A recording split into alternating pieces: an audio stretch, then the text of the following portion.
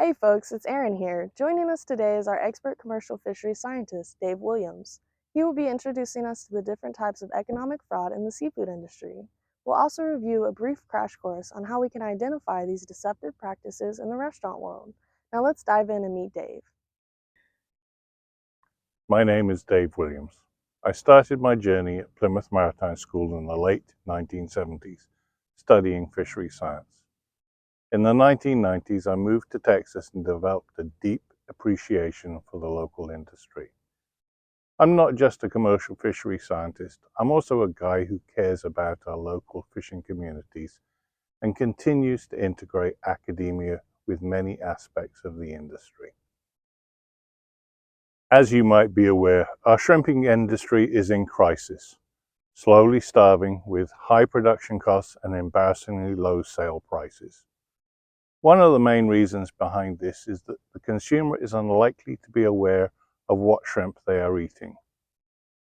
In the retail industry, there are requirements to label the product with the correct name and country of origin, not so much in restaurants. What is mislabeling? It's explicit fraud.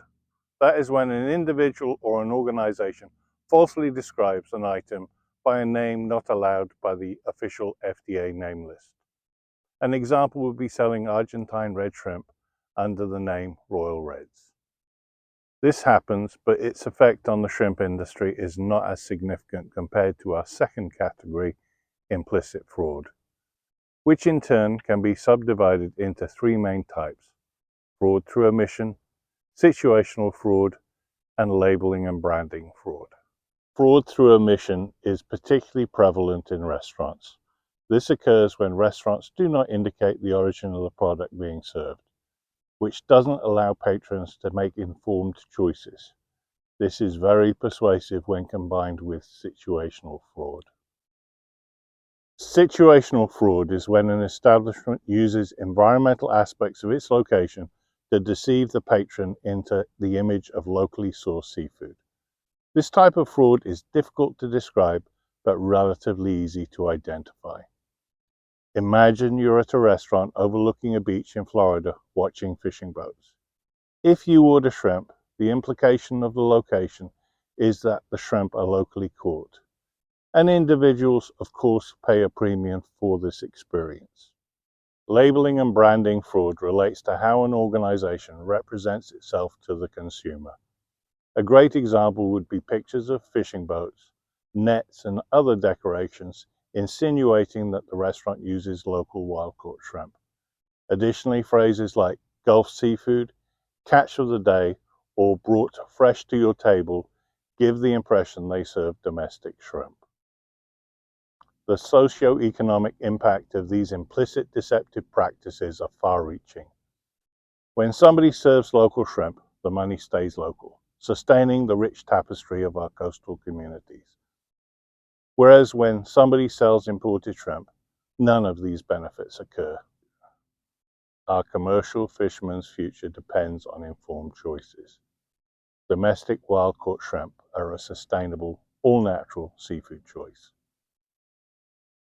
Shrimp are not only a keystone to the Gulf ecosystem, but also a keystone for our Southeast domestic seafood industry.